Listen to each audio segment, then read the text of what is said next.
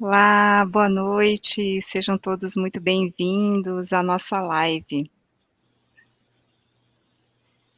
Bom, para quem não me conhece, eu sou Cibele Oda, sou terapeuta, consteladora sistêmica, especialista em feridas de infância, e esta live faz parte do estudo que nós realizamos nos grupos de WhatsApp e Telegram sobre o livro Volta ao Lar de John Bradshaw. É um dos livros mais magníficos que fala sobre o resgate da criança interior. E nesses grupos nós fazemos esse estudo gratuito e que acontece, dentro desses grupos, depois eu vou deixar aqui no chat o link, se você não faz parte, fica o convite para você participar aqui conosco. E hoje nós vamos continuar o nosso estudo, né, fazendo a leitura do texto que fala sobre como reprimimos as emoções. Então, só recapitulando um pouquinho, aqui nos estudos nós estamos agora na parte que fala sobre a dor o trabalho com a dor original. E dentro desse entendimento, tem toda essa questão das emoções. Tá bom? Então eu vou fazer primeiro a leitura do livro e depois eu vou convidar aqui os nossos especialistas, o Nelson Simas, o Tista Rodrigues, para fazerem comentários e eu também. Então sejam todos muito bem-vindos. Eu vou compartilhar aqui com vocês o texto, só um momentinho aqui. Então o texto, ele está no livro, né, como eu comentei, Volta ao Lar, do John Bradshaw, e está nas páginas 96 e 97 do livro. O título é Emoções Reprimidas. Uma vez que as emoções são energia, elas clamam por expressão. As crianças das famílias disfuncionais geralmente não têm aliados, ninguém com quem possa expressar suas emoções. Por isso, elas as expressam da única maneira que conhecem, repetindo-as nos outros ou nelas mesmas. Quanto mais cedo é feita a repressão, mais destrutivas são as emoções reprimidas. Essas emoções não expressas e não resolvidas são o que eu chamo de dor original. O trabalho com a dor original consiste em reexperimentar esses traumas e em expressar as emoções reprimidas. Uma vez realizado isso, a pessoa não precisa mais repetir nos outros nem em si mesma as emoções reprimidas. Até recentemente, havia poucas provas científicas a favor do trabalho da dor original. Freud escreveu extensivamente sobre repressão, dissociação e transferência como as defesas primárias do ego. Ele ensina que, uma vez formadas, essas defesas funcionam automática e inconscientemente. Entretanto, Freud não explica exatamente como funciona esse mecanismo.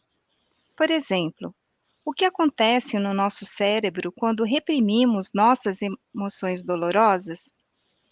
Os terapeutas do corpo físico conseguiram descrever alguns dos modos de funcionamento desses mecanismos. Sabemos, por exemplo, que uma emoção pode ser reprimida com a tensão dos músculos.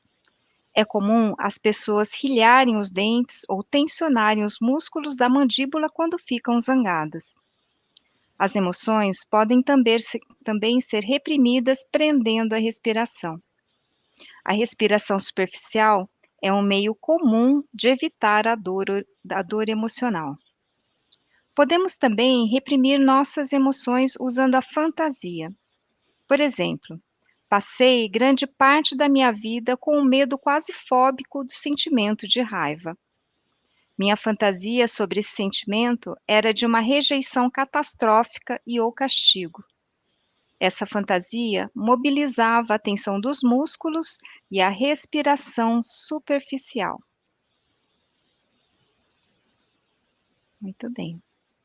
Então, Nelson, por favor. O Nelson, ele é helper sênior do Pathwork, um grande colega nosso, um grande amigo, né, e grande colaborador. Nós aprendemos muito com ele também. Boa noite a todos. Muito obrigado aí, Sibeli, pelas palavras carinhosas, viu? Eu acho que que essa parte do estudo que a gente está fazendo precisa realmente muito desse carinho, né? E nós estamos saindo aí de um dia importante, que é o dia consagrado, considerado o Dia das Crianças, onde é costume, dentro do Pathwork, as pessoas colocarem fotos de criança e tudo mais. Então, ontem foi um dia cheio de crianças conhecidas, né? Ou seja, velhas crianças que nós conhecemos que, de alguma forma, apareceram em forma de bem pequenininhas, e isso é muito gostoso de ver como que a vida se processa para todos nós. Mas voltando aqui para o assunto do texto, né? Que é extremamente pertinente para esse trabalho que a gente vai fazendo, né?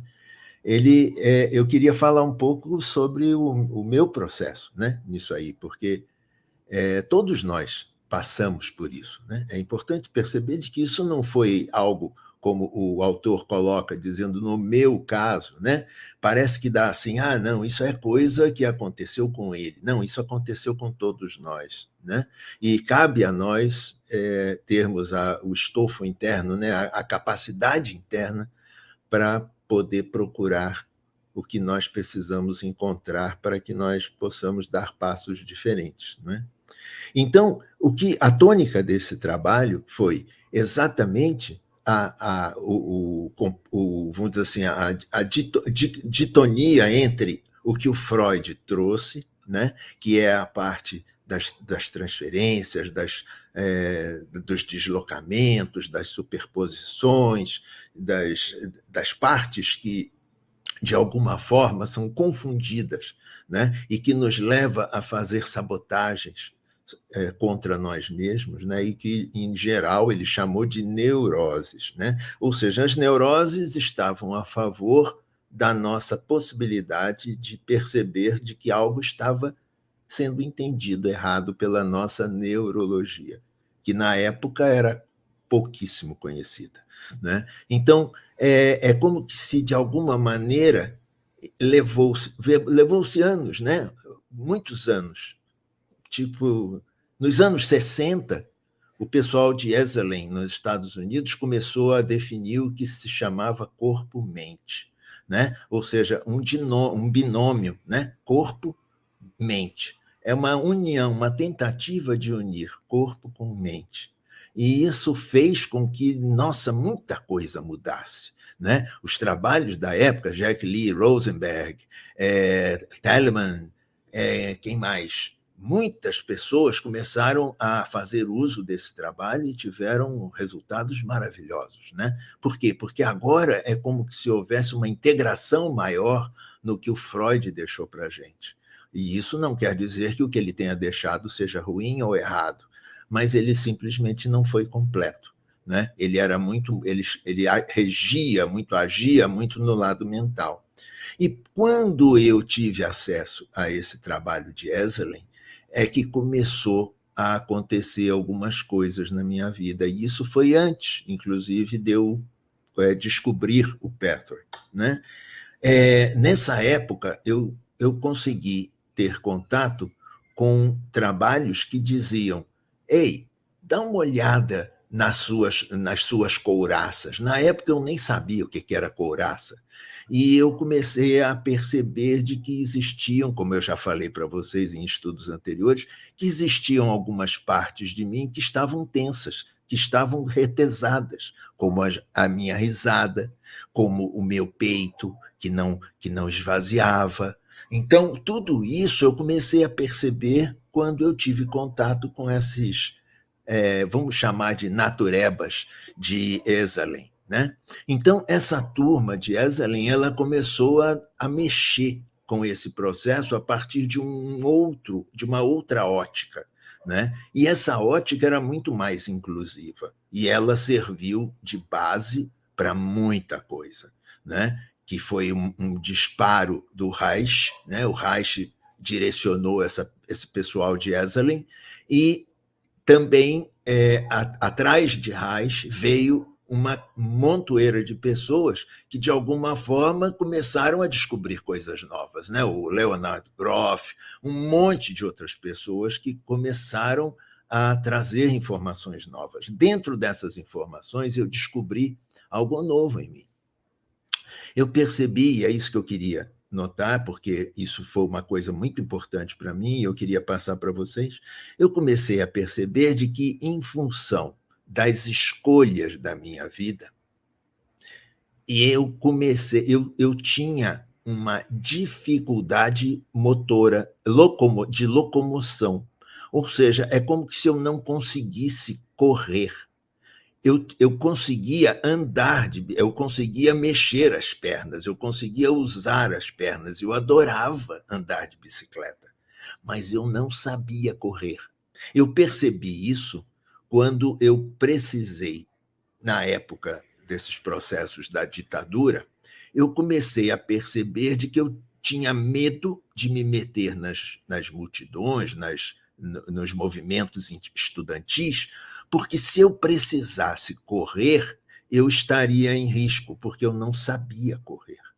Olha que coisa interessante. E isso ficou gravado na minha cabeça e ficou amortecido. Como que eu resolvia? Como o autor falou, fazia de conta que aquilo não existia. É como que se dissesse, isso não faz falta para mim ou não tem problema na minha vida. Não é muito problema na minha vida. Eu posso esconder, afinal de contas, eu sou um bom engenheiro, eu sou um bom profissional, eu não preciso ficar correndo da polícia, eu não preciso ficar demonstrando minhas qualidades de bom corredor, né?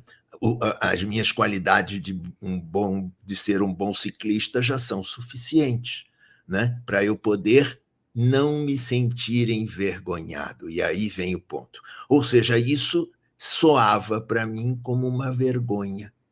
Né? Isso soava para mim como algo que fosse, de alguma forma, levado a público, dizendo, tá vendo? Você não é uma pessoa igual às outras.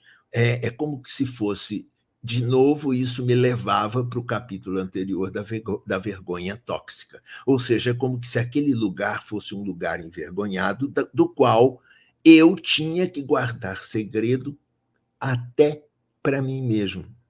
E nesse momento eu comecei a perceber de que algo precisaria ser feito, mas eu não sabia exatamente o quê. E aí veio o pessoal de Esalen oferecendo um monte de oportunidades, um monte de trabalhos, um monte de iniciativas, né, de massagem e tudo mais, que isso me ajudou muito. Eu me sentia melhor com isso. É como se dissesse, parece que está funcionando. E aí isso me permitiu descobrir outra coisa. Eu comecei a perceber de que o meu assoalho pélvico era extremamente tenso. Ele praticamente ele era imóvel. É como que se dissesse, eu não conseguia abrir as minhas pernas. E é claro que a primeira coisa que eu associei a isso foi o meu abuso que eu tive quando criança.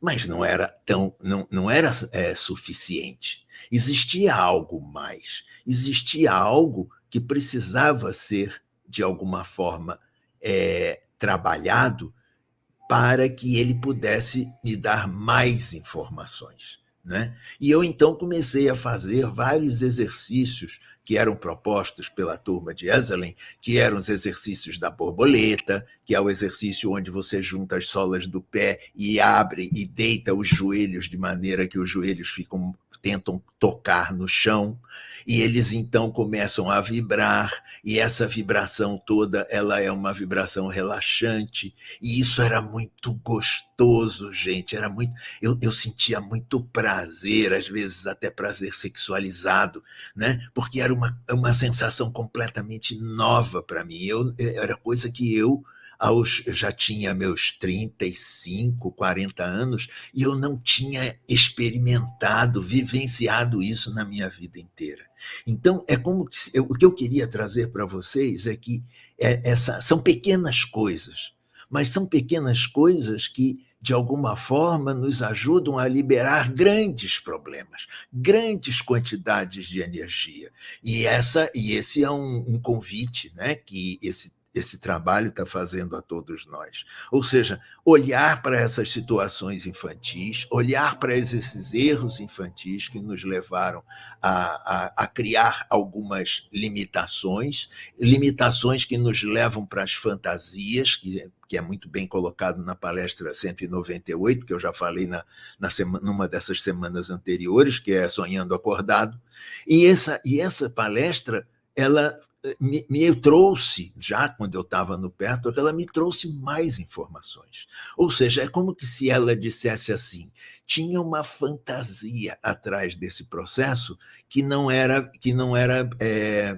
mostrada claramente. Eu fantasiava que o fato de eu ser um bom ciclista, eu não precisava colocar aquela minha dificuldade no assoalho pélvico como algo importante na minha vida. Então, existia uma parte minha que, mesmo sabendo que tinha o problema, mesmo já tendo vencido, digamos assim, a parte da vergonha tóxica, como a gente viu, usando o termo da semana passada, mesmo assim, eu ainda guardava uma fantasia que dizia assim, não, mas isso ninguém vai notar. Não é? Ou seja, o ninguém vai notar é muito importante, porque não é necessário que os outros notem. O que é necessário é que o eu perceba. E é isso que é importante que vocês levem desse trabalho de hoje. Não é? Ou seja, onde eu ainda fantasio que eu não preciso mergulhar no que eu já sei que eu preciso mergulhar, do que eu já desconfio que preciso mergulhar, do que eu já, de alguma forma, não quero perder tempo para saber o que eu preciso mergulhar. Ou seja, todas essas fantasias, elas se tornam importantes não pela fantasia em si, mas pela função que elas têm na nossa vida e como que essa função da nossa vida nos leva a atrasar a nossa capacidade humana de nos desenvolvermos através dos nossos processos de crescimento natural, nas nossas experiências de vida naturais, durante o nosso processo de amadurecimento. Então, basicamente, é isso. Esse é o convite que eu acho que esse trabalho me trouxe. Né? Essa sensação de perceber que isso, de alguma forma, precisa ser olhado não com os olhos da vergonha, mas com os olhos do trabalho interno, com os olhos do trabalho que precisa ser feito para que o corpo, né, para que esse lugar de corpo-mente possa ser demonstrado, possa ser mostrado para si mesmo de uma forma de alívio. Né? O convite é: olhem para esses aspectos, olhem para essas sensações de incapacidade, olhem para essas vergonhas, olhem para essas fantasias de achar que não precisam disso, que ninguém precisa saber disso. E realmente ninguém precisa saber. Quem precisa saber continua sendo a pessoa mais importante da sua vida, que é você mesmo. Gratidão, Nelson, pelo seu comentário.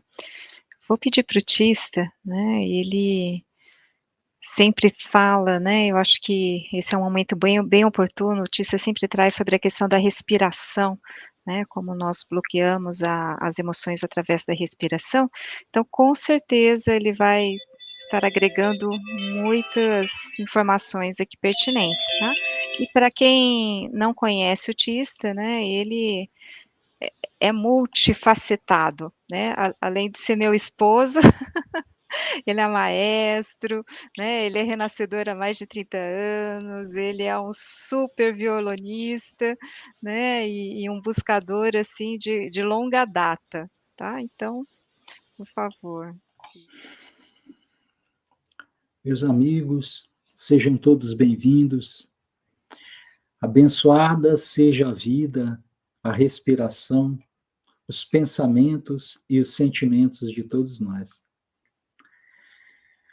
Para Reich, cujo trabalho revolucionou a psicologia e influenciou todas as terapias corporais do planeta, e Alexander Lowen, o criador da bioenergética,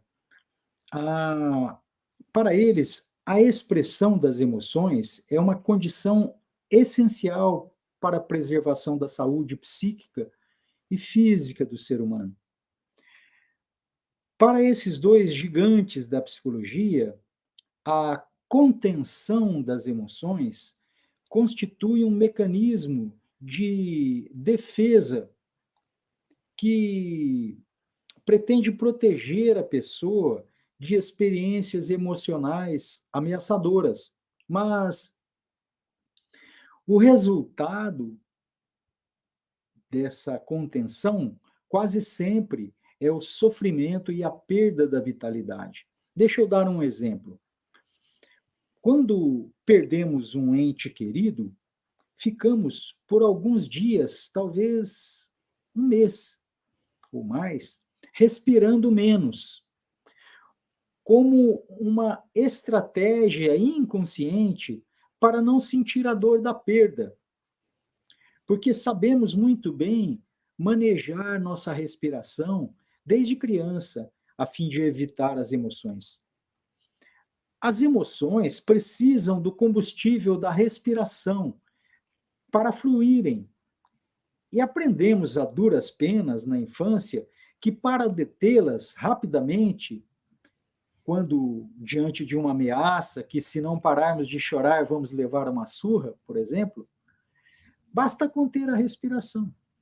Se você falar para uma criança, pare de chorar com um chinelo, não devemos fazer isso, é claro. Mas se fizermos, ela vai segurar a respiração.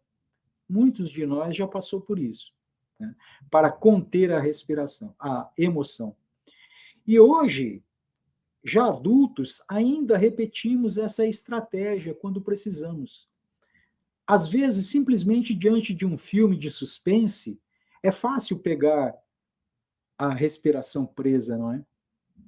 Mas, voltando ao meu raciocínio, quando perdemos um ente querido, ficamos respirando menos por alguns dias, evitando assim o contato com a dor que quer fluir. Mas, embora seja funcional, essa é uma estratégia equivocada, porque a cura para a dor da perda é deixar exatamente isso, deixar que a emoção flua e cumpra sua função, que nesse caso é curar a pessoa dessa dor, dessa perda. É engraçado, né? Mas, em particular, os exercícios corporais criados por Alexander Lowen para compor a técnica corporal da bioenergética têm o objetivo de desmanchar as contrações musculares que impedem ou dificultam a expressão das emoções. Em seus textos, Lowen repetidamente enfatiza a importância da expressão das emoções. No entanto, ficamos diante de um grande problema, porque alguns não entendem muito bem o que ele quer dizer com isso. E com o passar dos anos, estudando emoções, e pela minha reflexão criada pelas leituras de diversos autores, e pela minha prática com a terapia do renascimento, de 30 anos, tudo isso me levou a pensar que esse destaque no expressar das emoções, ou essa forma de explicar essa questão, poderia conduzir a um mal-entendido do tipo, bom, então devemos descarregar nossa raiva, por exemplo, né? E esta, hoje, é uma ótima oportunidade para evitar esse mal-entendido. A partir dessas reflexões, comecei a me referir não à importância de expressar as emoções, mas sim a de termos consciência de nossas emoções. Ou seja, o poder de nos libertarmos da ideia que nos incutiram de não poder senti-las. A capacidade de nos autorizarmos a sentir essas emoções sem julgamento de certo ou errado. Eu comecei a entender que o que é realmente essencial para a saúde é a consciência das emoções, porque reprimir uma emoção não é mesmo possível, mas apenas conseguimos reprimir a consciência das suas ocorrências. Eu quero dizer que a emoção ainda vai ocorrer em um pano de fundo, sem que tenhamos consciência dela. E é exatamente isso que ocorre diariamente conosco. A maioria de nós não tem consciência das emoções. É preciso um treinamento hoje para que a gente comece a se dar conta das emoções que estão fluindo.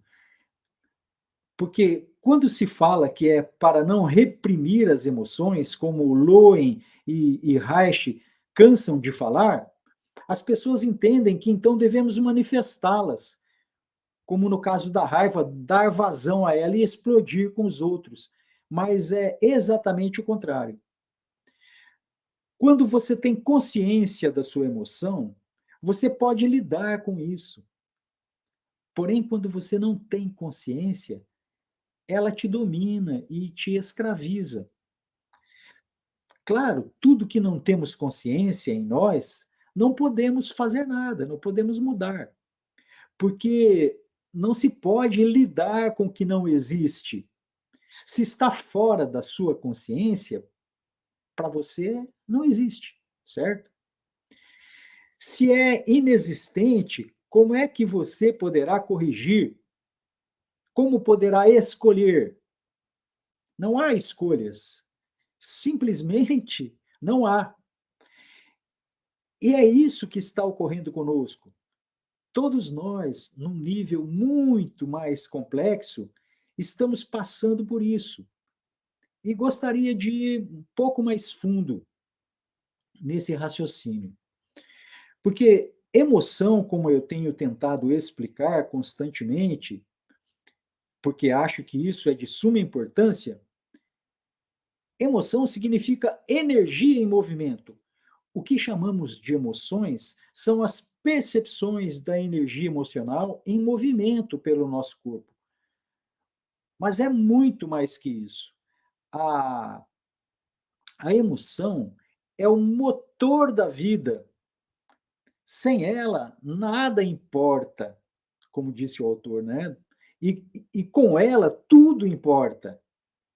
Uma emoção é uma resposta a um estímulo químico que alcança o nosso corpo e que produz uma mudança passageira da situação das estruturas cerebrais que mapeiam o estado do corpo e sustentam o pensamento.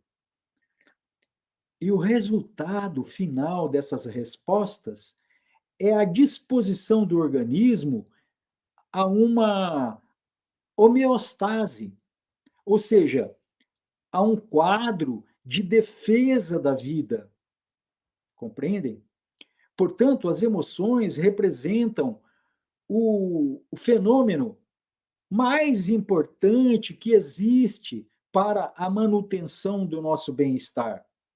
Elas são o poder e são completamente sabotadas, culturalmente deixadas em segundo plano. Aprendemos que não devemos dar crédito a elas, que devemos escondê-las. E esse é o problema. Desde criança, aprendemos que precisamos reprimi-las. Fomos treinados e muito bem treinados para isso. E sabemos muito bem como fazer isso. Sabemos como fechar a torneira das emoções. que é através da nossa respiração. Mas contê-las é impossível. Então, aprendemos a tirá-las do nosso radar. E isso, com certeza, piorou muito as coisas para essa civilização. Porque sofremos todos dessa doença. Até nossa ciência sofre dessa doença. Somos quase ignorantes no que diz respeito à emoção. E queiram entender que o nosso maior problema é que coisas inconscientes estão ocorrendo conosco todo o tempo, a maioria do tempo. Porque conhecemos essa palavra inconsciente, sabemos que existe em nós uma parte inconsciente, mas isso não teria grande importância se não fosse o fato de que ele é quem está no comando, dirigindo a nossa vida, fazendo as nossas escolhas. Tentarei voltar a essa questão daqui a pouco, porque preciso continuar meu raciocínio para que você entenda melhor tudo isso. E uma boa pergunta a essa altura seria: mas espera aí, por que será que temos esse programa inconsciente rodando por baixo, definindo as coisas? Bom, bem, isso é importante que possamos entender. É certo que muitas coisas sejam feitas inconscientemente.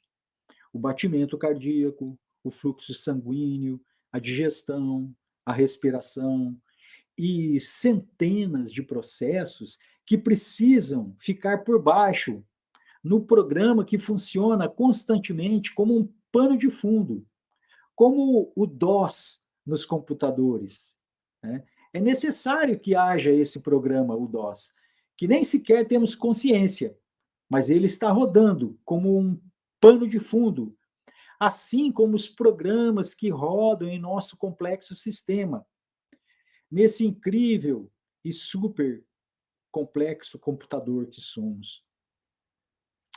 Mas o problema é que existem outras coisas rodando aí, como um backdoor, um malware. São nossos complexos emocionais, que nada mais são do que esse aglomerado de emoções esquecidas, tiradas do nosso radar desde crianças, que chamamos de criança ferida. Nossos recalques, nossas crenças, nossos complexos de inferioridade, nossas imagens negativas, depreciadas de nós mesmos, que ainda hoje transitam como pano de fundo no nosso inconsciente, influenciando nossas escolhas e causando as piores doenças. Bem, basta dizer que mais de 90% do nosso dia nós estamos inconscientes, no piloto automático, dirigindo, trabalhando no automático e pior, encantados com as histórias que contamos para nós mesmos, repetindo dramas, identificados com as cenas que são trazidas constantemente em nossa cabeça, fisgados pelos pensamentos constantes que não sabemos de onde vêm. Isso funciona assim, deixa eu explicar. Quando você está inconsciente do momento presente, ou seja, identificado com alguma coisa, ou sendo pensado, porque a maioria hoje não pensa, é pensado, né? Quando você está identificado, ou como alguns dizem, na fantasia, eu prefiro a palavra identificado. Identificado é algo que entendemos mais facilmente do que fantasia. Eu percebo que quando eu falo de fantasia, já pensam logo em fantasia sexual ou coisa parecida, mas não é nada disso. Por isso eu gosto de usar a palavra identificado, porque as pessoas entendem mais facilmente o que seja isso. Quando você está nesse estado doentio, que no meu modo de ver, eu acredito que seja a patologia que a maioria da humanidade sofre atualmente, e que só de entender o que é isso, já é uma transformação na pessoa. Resumidamente, identificado é não estar no presente. Toda vez que você sai do presente, está identificado, ok? Eu não quero dizer que quando você pensa no futuro está identificado. Não. Você pode pensar no futuro, porque isso pode ser uma exigência do momento. Não é? Talvez você esteja num momento de fazer sua agenda semanal, sua agenda mensal, ou a do dia seguinte, e precisa olhar para o futuro. Esse é um exemplo de que podemos lidar com o futuro estando no presente. Logicamente, quando acabar essa tarefa, você voltará ao presente. Ok? O estado patológico seria ficar imerso no futuro como preocupação, identificado. Mas não é só isso. Até quando fazemos algo, podemos também estar fora do presente e na doença da identificação. E fazemos constantemente isso. Na verdade, são os raros os momentos que estamos presentes, ou seja, raros os momentos que temos consciência. Quando não temos consciência, todas as nossas ações, enquanto pensamos, são realizadas pelo inconsciente, pelo piloto automático, certo? Todas as nossas escolhas estão sendo feitas pelo inconsciente, certo? Estão seguindo o raciocínio? Por exemplo, estamos caminhando e imersos em pensamentos. E, de repente, notamos que já estamos chegando, mas não temos a menor lembrança de termos passado por aquela rua, mas passamos. É que passamos inconscientes, ok? Isso ocorre quando estamos dirigindo, né? Enquanto estamos atentos à estrada, ficamos conscientes, ou seja, nossas ações são movidas por nossa consciência. Podemos optar conscientemente por essa ou aquela rua, este ou aquele trajeto, certo? Eu estou explicando isso porque parece corriqueiro, mas quando não estamos conscientes, claro, há uma programação muito boa rodando como pano de fundo que nos permite fazer isso. Isso ocorre 90% do nosso dia. Ou seja, já é sabido comprovadamente que estamos muito mais inconscientes do que conscientes do que fazemos. Portanto, é fácil supor que nossas escolhas têm sido feitas 90% pelos programas que rodam por baixo. Esses programas são, na sua esmagadora maioria, negativos, destrutivos, compostos, como eu já disse há pouco, pelos complexos emocionais, que nada mais são do que esse aglomerado de emoções esquecidas, tiradas do nosso radar desde crianças, e que chamamos de criança ferida. Nossos recalques, nossas crenças, nossos complexos de inferioridade, nossas imagens negativas, depreciativas que temos a respeito de nós, e, claro, as que foram decalcadas pelos nossos cuidadores, aqueles que tiveram uma autoridade sobre nós, nossos pais, professores, tios, irmãos. Então, eu vejo que precisamos ter consciência de nossas emoções e da nossa respiração. A respiração é o combustível das emoções. O fluxo emocional acompanha o fluxo da respiração. Para que seja criada a energia emocional, é preciso que haja prana, a energia vital que é transformada em emoção. Ela segue um fluxo. E deter esse fluxo significa tirar a emoção da nossa percepção. É a forma mais eficaz para deixarmos as emoções correndo no piloto automático, fora do nosso radar. Portanto, tornar-se consciente das suas emoções e da sua respiração, porque a respiração está ligada às suas emoções, é uma chave importante para transformar a sua vida. E eu vou parar por aqui para não ficar muito longo e porque prefiro responder às perguntas que sempre são muito mais eficientes para o aprendizado, né? Eu estarei aguardando perguntas sobre o que acabei de expor, porque, obviamente, se você acompanhou, ficou impactado pela gravidade da questão e certamente tem muitas perguntas que dizem respeito à sua condição atual. Portanto, aproveite. Não garanto que teremos tempo para responder a todas, mas escolheremos algumas que possam ser de interesse de todos. Que vocês levem consigo uma semente dessa minha fala e a energia interior despertada pela sua boa vontade de aprender e de crescer. Que todos sejamos abençoados.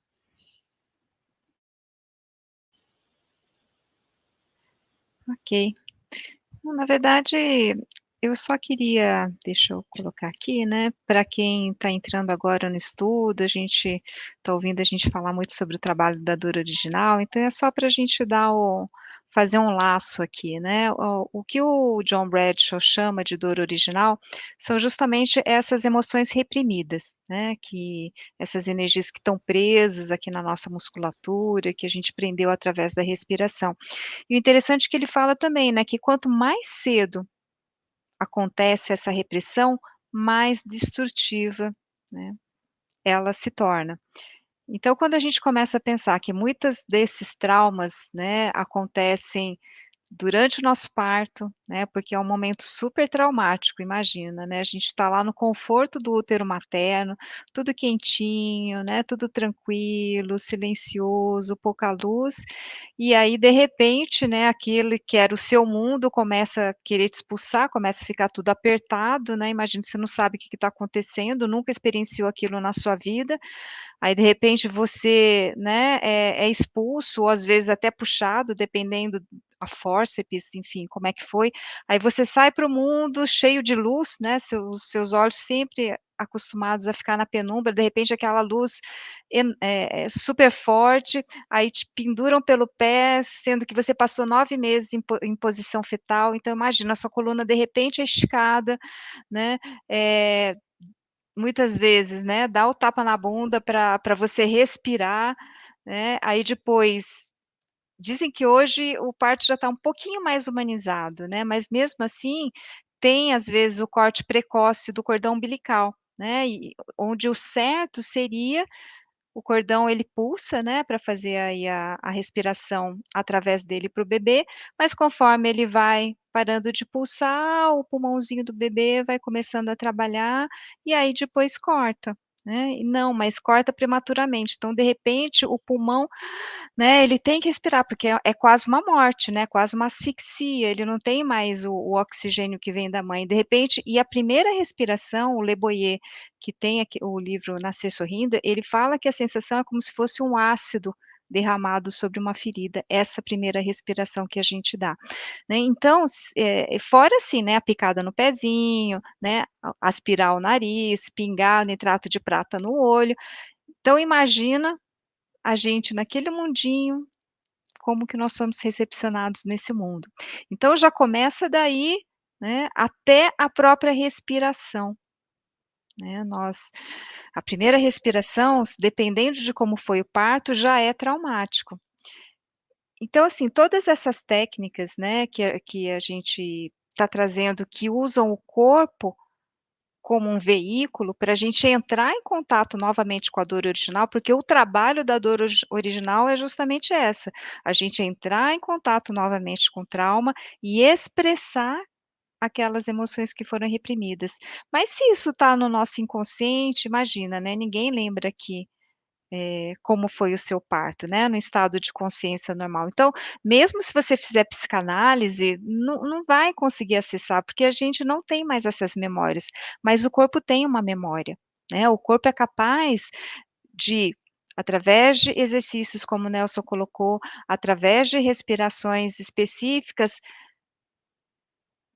essas energias virem à tona, a memória do corpo também, né, e às vezes essa energia chega, né, à nossa consciência e aí, dependendo, a gente pode lembrar do trauma que aconteceu. Então, por exemplo, no renascimento é muito comum pessoas lembrarem de abusos, por exemplo, né, abusos que foram reprimidos, enfim. Então: "Ah, Cibele, mas aí como é que faz? Eu não sei fazer renascimento, como é que eu faço?". Então, respira, né, mesmo que não seja a respiração do renascimento, observa a sua respiração, que a gente vai ver como a nossa respiração é curta, a gente inspira, expira, né, a gente não dá aquela vamos, todo mundo agora, inspira grande, solta relaxado, né, então sempre que você lembrar ao longo do dia, inspira grande, solta relaxado, sempre que você puder dar essas respirações, quando você está num momento de tensão, respira, né, toma consciência com o seu corpo, observa as sensações, onde está tenso, você pode fazer um alongamento. Então, mesmo que você não esteja numa técnica, né, como o renascimento, é possível a gente no dia a dia, ao entrar em contato mais com o nosso corpo, começar a perceber, né, onde está tenso, onde não está, como é que está a nossa respiração, a gente vai ver que às vezes a gente está assim, ó.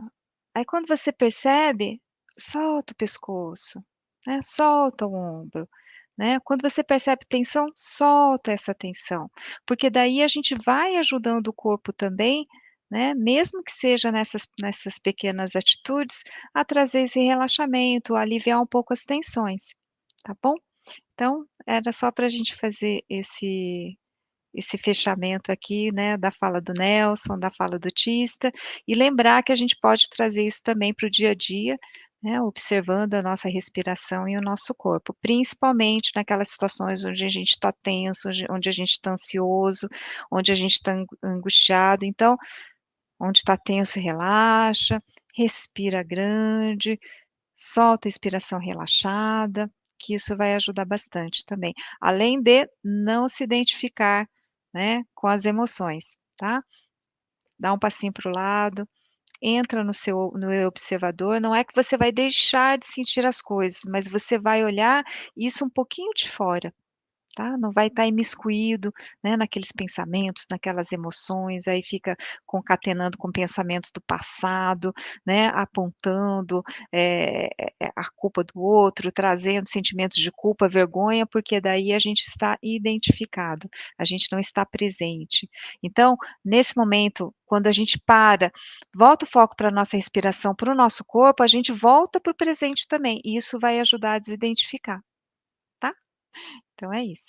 Bom, então agradeço aí a presença de todos vocês, lembrando que toda quinta-feira às 20h30 nós estamos aqui novamente, continuando os estudos do livro Volta ao Lar, e também nos grupos, né, Quora de WhatsApp, Telegram, o link do grupo está aqui no chat, tá bom? Sejam todos bem-vindos, uma boa noite, um bom descanso para todos.